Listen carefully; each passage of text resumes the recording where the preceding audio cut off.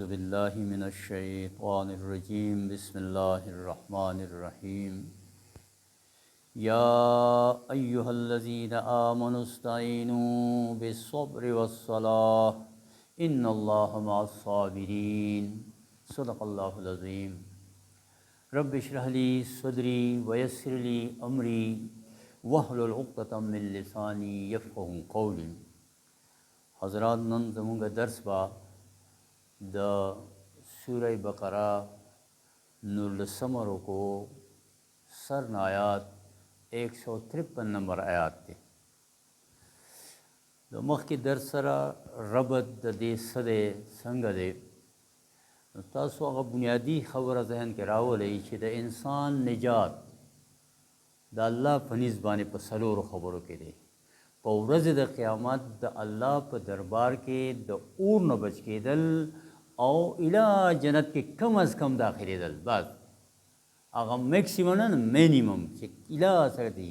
الا الذین آمنوا وعملوا الصالحات وتواصوا بالحق وتواصوا بالصبر، هغه صرف ایمان والا، عمل صالح، تواصوا بالحق، تواصوا بالصبر.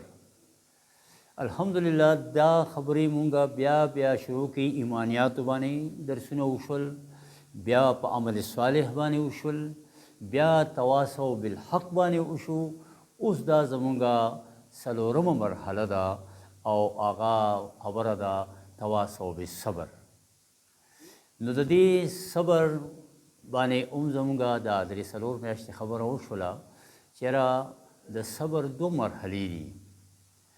یو دی لکه مونږه بنیادي خبره ادا کړې وه د دې درسونو د صبر حوالې سره د سوره ال عمران آخري آیات یا ایها الذین آمنوا اصبروا وصابروا ورابطوا واتقوا الله لعلکم تفلحون. څلور خبرې کې موکلې. ای ایمان والاو، برداشت وکئ، صبر وکئ، قربانی پیش کئ، او صابرو د دشمن نه په برداشت او قربانی کې مخکې لاړ شئ. د هغه نه زیاتې قربانی ته به تاسو تیارېږئ. خدا بغیر د جماعت کېږي نه، جماعت کې به شاملېږئ. ورابطو نظم او هغه ربط به ساتئ او د الله تقوا، د الله یره او د الله خوف، د الله حکم ماتول نه ځان بچ کړئ. لعلکم تفلحون، شاید چې تاسو بیا کامیاب شئ. اوس دا آیات زمونږه دې ځای به زمونږ خبره شروع کېږي مصابرت، صابرو. مخکې خبره د هجرت وه چې هجرت ذات ملو شو. اوس هجرت وشو. اوس چې هجرت وشو نو اوس هجرت دا نه چې ته په آرام وصل ته ناست دی، کار ډبل شو. هغه وخت کې مدینه کې مکه کې صرف صبر و، اسبرو اسبرو اسبرو، یک طرفه قربانی وه بس تا. اوس صابرو خبره ده. اوس به دغه چې کوم مخالف دي دا به هم په آرام نه کیني، دی به اوس برداشت کوي او تاسو به دی سره اوس پنج ازمایي کېږي. دې ته وایي مصابرت. نو مکي صبر او د مدینې په صبر کې فرق شو، صبر مصابرت. څنګه قتل یک طرفه دی، مقاتله دواړه طرف. اوس په مدینه کې معامله ګرمه شوه، نورم دواړه طرفي چې کوم دی شروع شول. دا خبره ګرانه وه. لہذا دا آیات اوس دا د مکی دور یعنی دا سورہ بقرہ آیات تے او دا د ہجرت نه مخ پس یعنی 2 کالو کې دا نازل شوی دی. جنگ بدر او دینه فوشا کې جنگي دغه پورې دې پورې دا نازل شوی دی. ګوره دا خبره به ال زموږ ذهن کې راشي چې موږ د سورہ بقرې په مضامینو باندې پوه شو. د سورہ بقرہ چې کوم دی دیته امتین صورت هم وایي، دو امتونو. ولی چې دې کې د سابقه امت هم ذکر دی او د امت محمد صلی الله علیه وسلم هم پکې ذکر دی. ته زهروین هم وایي، لکه محمد رسول الله ته مته نوم زهروین هم ښه دی، دوه تابناک روشن زهروین دي. نو دوستانو خبره دا وه چې تاسو که د سورې بقره سر نه شروع کوئ نو خطابات دي. څلور رکو نه پس پنځمه دعوت شروع شو. بیا بني اسرائیلو ته خبره ده، یا بني اسرائیل یا بني اسرائیل اذکرو یا بني اسرائیل اذکرو، یاد کی دا څه دا خطابات شو. د هغې یو جرم یاد کو او په هغې باندې جرم نافذ شو. د هغې جرم څه؟ هغې جرم دا و د دین نه مذهب جوړ کو، تحریف یې وکړو. اوس په دې خبره په دې قرآن سمجھ به هغه چا راځي چې هغه د دین او د مذهب په فرق باندې پوه وي. څنګه د دین نه مذهب جوړ کو؟ دین مذهب د دیني صد ده، خو الله ته دا مطلوب نه ده. صرف الله ته دین مطلوب دی، دا د دین یو حصه ده. لکه ډي پي سي د بنیاد د بلډینګ بنیاد دی، خو صرف ډي پي سي څه شی نه دی چې ته صرف ډي پي سي او ما بلډینګ جوړ کو. نه به د باران نه بچ کوي، نه د مصیبتونو نه بچ کوي. سو پورې تا پوره بلډینګ نه جوړ کړی. نو لہٰذا هغه تحریف کو ګوره، هغه داسې وکړل چې کله مذهب شي او شی که نه مذهب هغه ذاتي خبره ده، هغې کې هر سړی بې لګیا شي. لکه اوس په دې وخت کې په ټوله دنیا کې دین اسلام چې کوم دی هغه نشته، دین مذهب اسلام دی.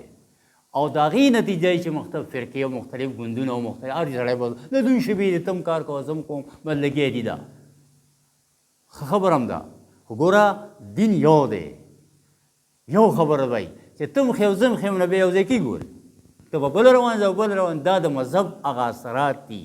د یو دین لاندې سل مذهب اوسیږي، خو دین لاندې دین نشي راتلی.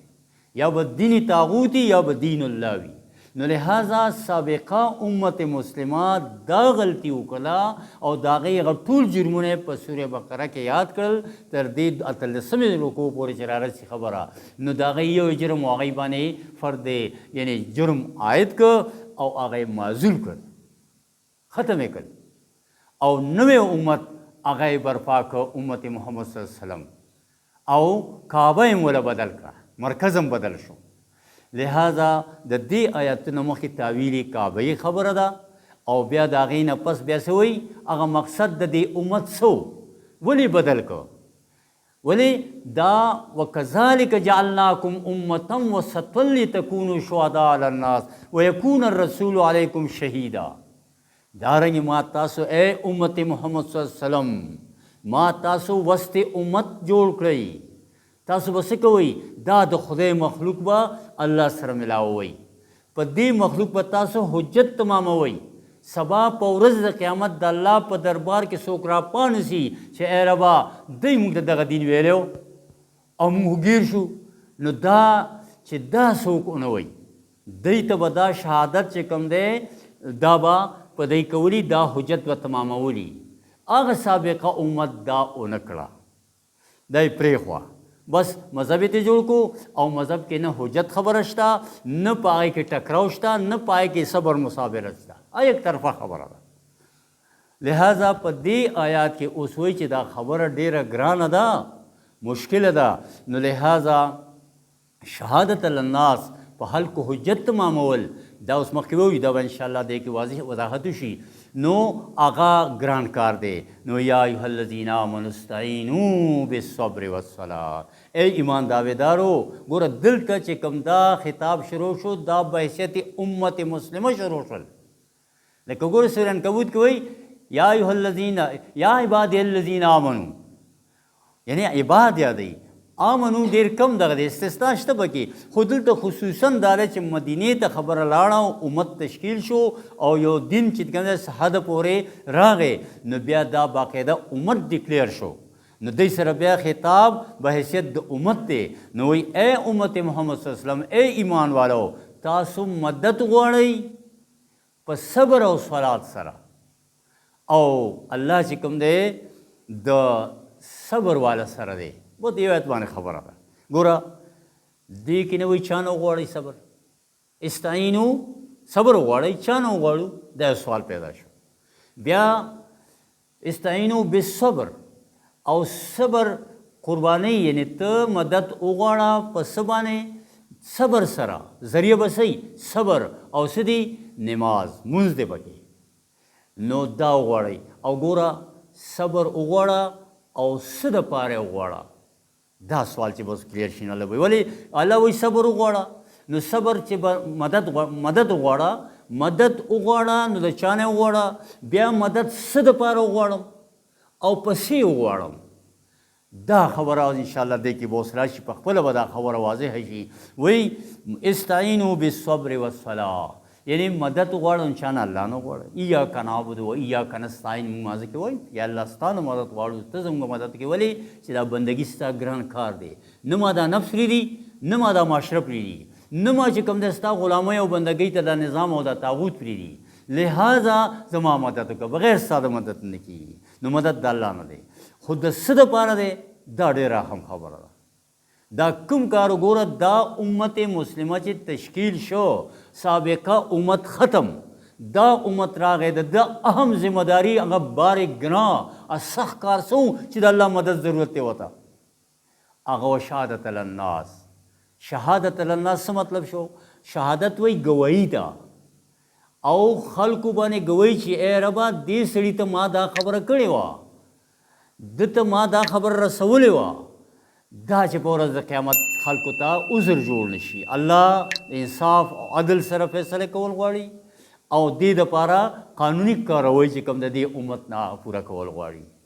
لہذا دا شهادت قولا او عملا دواړه پیش کول یله به کېږي. قولا څه شی دی؟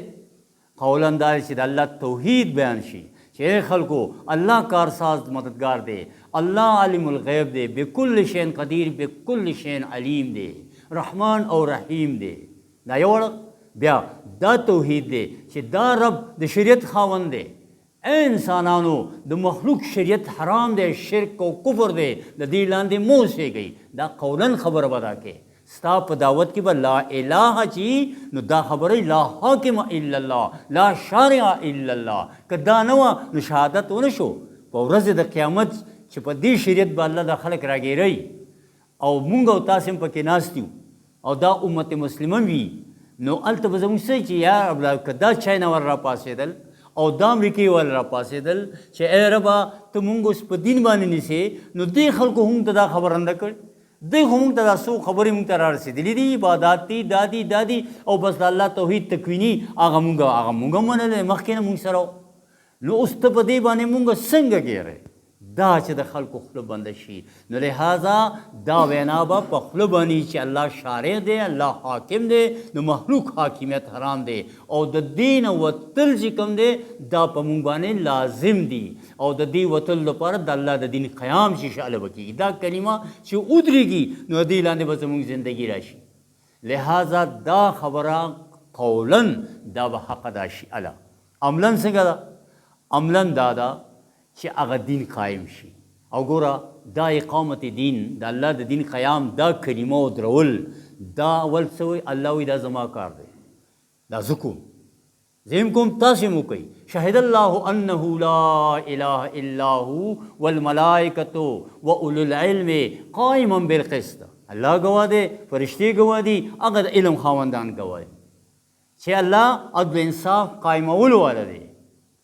او ګوره د ټولو نبیانو مقصد دنیا ته د راتلو هغه د دې اقامت دین دپاره شوی دی. لقد ارسلنا رسلنا بالبینات وانزلنا معهم الکتاب والمیزان لیقوم الناس بالقسط. د آدم علیه السلام نه والا تر محمد رسول الله صلی پورې چې څونه انبیا کرام او رسولان راغلي دي، الله وایي ما ورته یو شریعت ورکو او یو مې ورته دین ورکو، یو نظام او یو شریعت. دا ګورې دواړه بېل بېل څیزونه دي، دا پېژندل دې وخت غواړي. دین تا ته حق در کوي، شریعت د هغې تحفظ کوي. دا ما هغې له ورکړه څه ده؟ لیقوم الناس بالقسط، چې دا انسانیت مقام شرافت ته راولي، عدل و قسط ته راولي، د الله نائب او خلیفت نه جوړ شي. دې مقام دل کې دی اجرتي قاتل دی لګیا دی، خپل قوم خوري لګیا دی، او خپل نسل تباه کوي، خپل خاوره تباه کوي لګیا دی. لہذا چې دا د دې مقام دل نه روزي او مقام عدل و قسط او شرافت ته راشي، دا د ټولو انبیاو کارو. او ګوره که دغه آیات تاسو وګورئ، وانزلنا الحدید، دا به خامخا اوسپنه راځي دی کې مقابله به یې تا داسې پرېږدي نه، وینه به دې تویږي. نو لہذا دا د ټولو نبیانو کار دی. او بیا مؤمنانو ته هم کوم دی، یا ایها الذین آمنوا کونوا قوامین لله شهداء بالقسط. ای مؤمنانو پاسئ او د الله دین د شهادت دپاره چې قایم ودرېږئ، کلک شئ. لہذا د مؤمن هم دا کار شو، هغه ته هم دا وسپارل. دا دونه همکار دی. ګوره چې الله تعالی کار، د رسولانو کار، د محمد رسول الله وسلم کار، یعنی محمد رسول الله وسلم درې ځای قرآن کې راغلي دي، هو الذي ارسل رسوله بالهدى ودین الحق لیظهره علی الدین کله ولو کرہ المشرکون. الله هغه ذات دی چې دا محمد رسول الله وسلم یې راولېږو د دین الحق سره او الهدى سره، هغه مې ته ډال یو طریقې کار او سیرت ایم وله ورکړه. څه دپاره؟ چیرې لیظهره علی الدین کله چې دا کل کا کل دین قائم کی خالص بندگی د خلکو شروع شي د الله د رحمت لاندې خلک راشي خو ولو کرہ المشرکون مشرکان ته دا خبره بده لګه دا به ټکراو پکې شته ټکراو به خامخای لکه دا دغه کار دغسې دوستانو ګوره ابراهیم علیه السلام دعا کوي چې دا کعبه جوړې دی کې د کعبې ته خبره نوم دی یعنی ذکر دی او چې کله هغه دا ودرئ نو څه وایي ربنا وجعلنا مسلمین لک اے الله مونږ ته خپل فرمان بردار وګرځې مسلم و تسلیم چې تا ته تسلیم یو ګوره هغه 100 سال عمر دی دا دغه وخت کې او دی لګیا دی ټول عمر د اور نه راووتو هلته چې نمرود سره مقابله وشوه ټولو بیا حکم شي کعبه تعمیر کا نو دې وخت کې د څه نافرماني وه دا دغه چې الله ما خپل ځان ته تسلیم وساته چې مخلوق ته تسلیم نشم په دې وخت کې موږ چاته تسلیم یو ټوله دنیا مخلوق ته تسلیم ده دیني جمهور دی او دیني سیکولرزم دی هغې ته او دا الله مونږه چې تا ته دغه شي او بیا دې باندې نصیحت کو بچو ته ووصى بها إبراهيم ببنيه يا بني ان اللہ اصطفى لكم الدین فلا تموتن الا وانتم مسلمون اے بچو گورے اللہ تاسو پاره نظام حیات را لګره دین او گورے هغې ته تسلیم شي مرګ نه راځي خو چې راځي نه چای ته تسلیمي اوس دې وخت کې مونږ چاته تسلیم وکړو مر راغې نو دا خبر لکه نور ښکاره ده چېرې زمونږ نه تپوس دې خبرې کېږي او ګوره دې باندې وصیت یعقوب علیه السلام خپل بچو ته ام کنتم شهداء اذ حضر یعقوب الموت چې کله هغه ته مر راغی تاسو وایي دا پوهې په دې باندې هسې وایي چې بچو تاسو به زما نه پس څه کوئ هغه ورته څه وایي مونږ به عبادت ستا د رب کوو الهک و اله آبائک ابراهیم و اسماعیل و اسحاق الها واحده هغه یو ګونه عبادت ښه وي که نه او بیا ورسره مزید څه وایي ونحن له مسلمون او موږ به ده ته تسلیم بل چاته ونه تسلیم معنی عبادت د بل نظام لاندې کېدی شي لکه دې وخت کې مونږ د دیني جمهور لاندې هم عبادات روان دي نو هلته ګور دا خبره داسې ده او ګوره بیا هم په دغه صورت کې مخکې قل ووایه وده اے محمد صلی اللہ علیہ وسلم اوس اعلان وکړه نوې تشکیل نوې امت جوړ شي اوس تاسو ذمہ داري راله اوس وایه قل ووایه دی ته آمنا بالله وما انزل علینا وما انزل علی ابراهیم و اسماعیل و اسحاق و یعقوب و الاسباط چې مونږه ایمان راوړی په الله باندې او په هغه چې ابراهیم علیه السلام اسماعیل سره ټوله سلسله موسی علیه السلام پورې راله ولا نفرق بین احد منهم مونږ په یو کې فرق کوو ټول د الله نبیانو رسولان دي خو مونږ څه وایي د ټولو مشترکه خبره څه وه ونحن له مسلمون او مونږ چې کوم دی ټول دی الله ته تسلیم یو ګوره او ورپسې آیات بیا وګوره عجیبه غونډه کې رب ته که نه اوس که دا د دین خبره وګوره دلته راله تسلیم نو کوي من یبتغي غیر الاسلام دینا فلن یقبل منه ګورې که څوک د الله د نظام حیات نه علاوه د بل چا صرف خواهش د هغه د دین لري هېڅ شی به یې قبول نه شي مونږ باندې خو نافظ دی اوس ګوره دا خبره دونه ګرانه ده دې کې ټکراو دا شته دا قرآن منځ خبره ده لہذا په دې باندې دا یو ګران کار دی چې دا کول دي تاسو وګورئ د محمد رسول الله وسلم دا حجت تمامېدل په مکه کې د هغه معامله وګوره څنګه ده طائف هغه خبره یاده کوي څونه یې تکلیف ورکړه په مکه کې چې سمیه رضی الله تعالی عنه یې څونه بېایمانه طریقې سره قتل کړه یاسر رضی الله څنګه سلو ټوټې کړه دغسې بلال رضی الله عنه راښکلی کېږي احد هغه خپل قولا چې کوم دی نو خبره کوي استقامت او صبر هغه یې لګیا دی کوي یعنې لګیا دي او بیا ګوره مدینې ته رالل نو مدینه کې په آرام کې ناستل هغه لاشونه مخې ته راغلل جنګ بدر کې وګوره نو څونه یعنې هغه کفار لاړل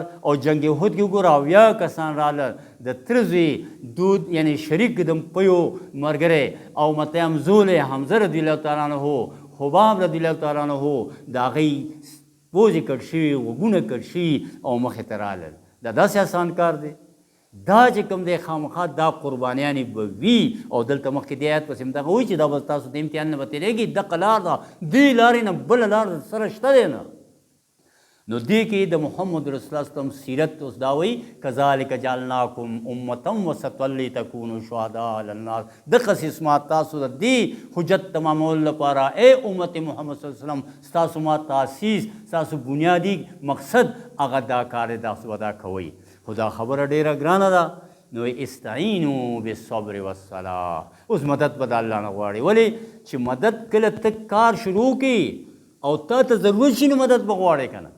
لہٰذا ته به اوس مدد غواړې صبر سره. صبر څه مطلب؟ قربانۍ سره، استقامت سره. خوږې به نه که وښویېدې او کار دې پرېښو، داسې خلکو سره د الله ډو مدد وینه، همت به نه پرېږدي، کلک به ولاړې. نو استعینوا بالصبر والصلاة. وګوره دا د صبر خبره هر نبی چې کله سخته راغلی ده نو صبر دې ته نه وایي چې بس خاموش شه او یا غلی شه. خاموش کېدل نشته، حق خبره به کې، خو برداشت وسه. ته تراخو ګوټونه والې ته هغه بنیادي خبره د صبر، یعنی دا تراخو ګوټونه به تېرول غواړي، دا سخت او دا تکلیفونه برداشت کول غواړي، دا قیدونه او دا پانسیانې او دا تړل او دا هر څه به برداشت کول غواړي. لہٰذا دا به ته د الله دپاره کوې. دې ته وایي استقامت، د خپلې خبرې نه ونه اوړې، دې ته وایي صبر. او ګوره سورہ اعراف کې موسی علیہ السلام قوم ته وایي قال موسی لقومه استعینوا بالله واصبروا. ورې د الله نه مدد غواړئ خو ټینګ شئ، کلک شئ. کله چې نه د آیات کې مخکې هم دا خبره کوي او ورته ووایم بیا دې کې وایي چې صبر وکړئ. دغسې هم په دې سوره ال عمران کې وایي ان تصبروا وتتقوا، که چېرې تاسو برداشت وکړو، قرباني پیش کړه او د الله د خوف د الله حکم مات نه کړه، لن یضروکم کیدهم شیئا، تاسو ته د هغه هېڅ بندوبست داسې مستقل تاسو ته نقصان نشي درکولی. ولې؟ ان الله بما یعملون محیط. الله په احاطه کې دی هر څه، تا ته مستقل تاوان نشي دی. ټیک ده عرضي به څه تکلیف وي خو دا ګټه به ستا وي، به ستاسو دا غلبه به ستاسو راځي. نو دغسې دوستانو په دغه سوره ال عمران کې وایي بلا داسې نه ده دا خلک چې څه وایي ان تصبروا وتتقوا، که چېرې تاسو برداشت وکړو، دا قرباني مو کو، استقامت مو کو او د الله حکم ماتول نه ځان بچ کړه، تقوا هم ځان کې راوسته او د هغې خیال مو ساتلو، نو څه به وکړي یمددکم ربکم بخمس او وان یاتوکم من فورهم هذا. او که دوی په تاسو باندې سمدست حمله وکړي، تاسو دا خوف دی چې دا به راځي حمله ونه کړي، نو که ویې کړه دا یمددکم ربکم بخمسة آلاف من الملائکة مسومین. الله وایي زه به ستاسو چې کوم دی په 15,000 فرشتو په اسونو هغه مسومین نښو والا هغه اسونو سره به زه ستاسو مدد وکړم. دا به خامخا کېږي. خو دې صبر سره به صحیح، دا بغیر د الله د تعلق نه، دې صبر سره د الله تعلق مدد پکار دی. څه دی؟ او مونځ. ولې مونځ به نو دلته وایي چې استعینوا بالصبر والصلاة ان الله مع الصابرین. صلات څه شی دی؟ ګوره صلات مونږ په دې خبره شوي وه، د دې کې لغوي ماته نو حرارت حاصلول. که چېرې ستا دا جذبه زړه شوې ده، تا د الله معرفت او د توحید دا فکر چې کوم دی تا نه پې غفلت او دوړه راغلې ده، نو د دې تازه ساتلو لپاره څه دی؟ دا مونځ دی. دا مونځ به ته کوې، هله به کېږي، مونځ کې به ودرېږي او د الله مدد به په مانځه سره غواړې. ولې؟ په مانځه کې ته مخکې دې سوره عنکبوت کې مونږ وایي اتل ما اوحي الیک من الکتاب واقم الصلاة ان الصلاة تنهى عن الفحشاء والمنکر ولذکر الله اکبر. غوټ ذکر مونځ دی. مونځ کې بیا قرآن ویل دي. لہٰذا ته چې قرآن په مانځه کې الله ته اورې نو ستا خپل فکر پخېږي، تا ته خبره تازه کېږي، توحید تازه شو، ستا جذبه هم تازه شوله. لہٰذا ته به تازه چې سړی فکر تازه او جذبه وي نو هغه عمل ته هم تیارېږي. نو لہٰذا بغیر د مانځه نه دا نه کېږي. دا به خدا وګورې دا نه زموږ چې دا کوم فقهي مونځونه دي د جمع فرض نه دی، دا به نفل کې وي. ورې دا به نفل کې د شپې به پاسې او الله نه به غواړې دعاګانې. ګوره جنګ بدر میدان ته به کوشي او دعا به غواړې، هله به کېږي. جنګ بدر په شپه څونه محمد رسول الله اوږدې اوږدې سجدې وکړلې، اوږدې لاسونه نیولي دعاګانې کړې، سار مدد راغی او قرآن راغی. خو میدان کې په کور کې نه چې سړی په بړستن کې پروت او مدد غواړي، داسې سړي سره الله دا مدد نه کوي. ان الله مع الصابرین. د آیات اخره کې دا وایي چې الله چې کوم دی هغه د صابرینو سره دی چې قرباني کوي او قربانۍ کې یعنی مشکل ورته پیښ او سب مدد غواړي. یو سړی د سر نوکرۍ ته راځي نه وایي مالې چوټي راکړه، هله سره ډیوټي کوې نه نو چوټي یې څه شال. خو چې ته روزانه راځې نو ستا ضرورت چې چوټي به ته میلو شي، او د سره ته سروس کوې نه نو بیا به چوټي څنګه راشي. نو لہٰذا په دې کې آیاتونو کې الله تبارک وتعالی په دې کې دا وایي چې را تاسو به دا برداشت او دا به کوئ، دا به د دې لپاره غواړئ محمد رسول الله وسلم دا صبر په نماز سره. ګوره قرآن پاک کې چې کلم الله د مؤمن صفت کوي، دا نه وایي د حجونه کړي دي، د درسونه کړي دي، یا د دا کړي څه وایي یبیتون لربهم سجدا وقیاما، زما دا بندا پر شپې په سجده او په قیام ماته تیری. تتجافى جنوبهم عن المضاجع يدعون ربهم خوفا وطمعا، دا زما بنده په کټ کې ډډ نه لګي چې کله خاموشي شي دی راپاسي او الله ته په ژړا شي او د الله نه دعاګانې غواړي، د دې په انتظار چې الله سره څو خبرې وکړم. یو سړي اهم مسله یي ویل پلانکي سره میلاوېږم، نو څه هغه اهم شخصیتي نو بیا الله سره میلاوېدل، دا خو د انسان ضرورت دی، د الله سره میلاوېدل بهترین ذریعه چې کوم دی هغه نماز دی. هو افسوس دا چې قرآن سړي ته یادي او دا آیاتونه تایي کوي نو بیا خوند کوي چې بیا تا د سترګو نه اوښکې وځي او د الله مدد هم ترې نه غواړي او د هغه کار ګوره الله مدد څه د الله مونږ که دین کار وایي مونږ کوو نو د الله دین دی نو مدد دغه نه څنګه غواړو؟ یو سړي ته کار هم کوي دغه نه مدد غواړي. دا مسله زمونږ ده. الله وایي چې دین به تېرېږي، دا امتحان دی او دې امتحان کې ستا مدد کوم خو دا امتحان به ته کوې. یو سړی وي ته له ډګري کوم خو ته به امتحان له راځې پرنسپل دی او د چانسلر یونیورسټۍ خو دا له چې ته به راځې او پرچې ته به کښېنې هله به تا له ډګري درکوي، داسې نه درکوي. دی هر ډګري ډېر اعلی شی دی، دغسې دا جنت ډېر اعلی شی دی، خو دا داسې نه میلاویږي بغیر د دې نه کې وروستو آیاتونو پسې را روان دي داسې ولنبلونکم بشیء من الخوف والجوع، دا به خامخا راځي، دا یره او خوف او دا به کېږي.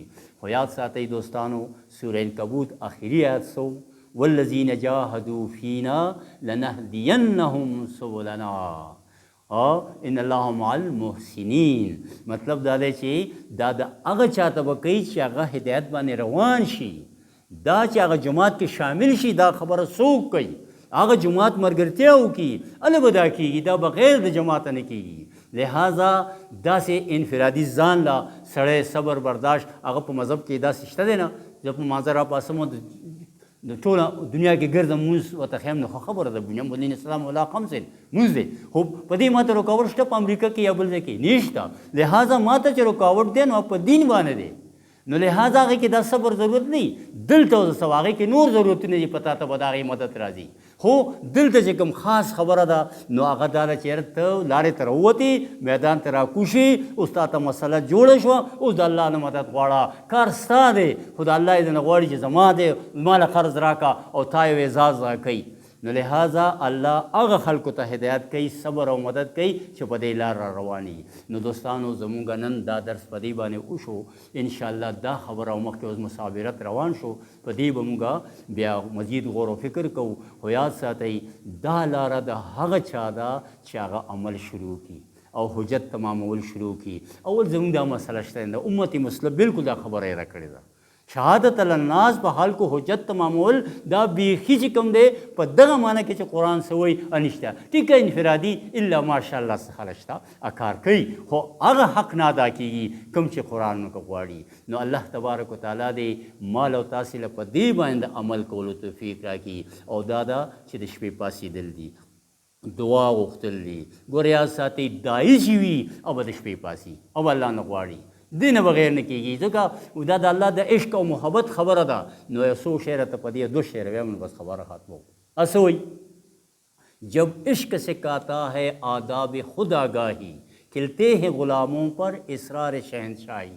کله د الله سره ستا محبت او عشق پیدا شو او دا عشق غیرت ته راغی چې زه ژوند یم انا حی او د الله دین مو په عمل کېږي، دا د عشق او د محبت آخري انتها ده. دې ته به رازونه کولاو شي اوئی عطارد ہو رومی ہو رازی ہو غزالی ہو کچھ ہاتھ نہیں آتا بے آہ سحرگاہی. کہ دے عطارد غونته کې او غزالی غونته کې فلسفی رازی غونته کې وي اور څه لوی مدرس دی لوی قاضي قضات دی لوی چې کوم دی هر څه دی عالم دی مفتی دی، خو دې چې کوم دی د شپې پاسینه الله نه غواړي نو اس شی به په لاس رانه شي ورته.